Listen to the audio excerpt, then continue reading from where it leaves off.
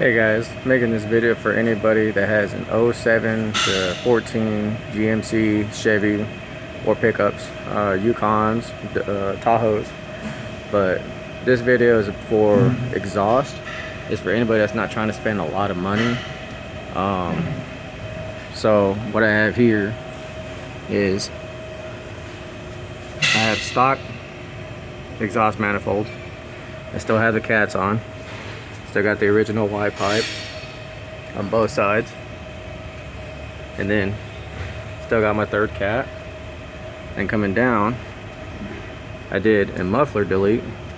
This here, I got two pipes and an extra little 3-inch cup from O'Reilly's. I put that together. That was probably about $40 or $50. And then if you don't have a welder, you can also get clamps from O'Reilly's as well. You can go ahead and clamp both ends. And then I still have the rest of the exhaust. My preference though is I cut the resonator off for a little more sound, but if you want a little choppy sound and still kind of be quiet, you can keep the resonator on. But that was just my preference. But yeah, aside from there, everything is pretty much stock. Oh, and the cats are gutted as well, so it is a little extra louder.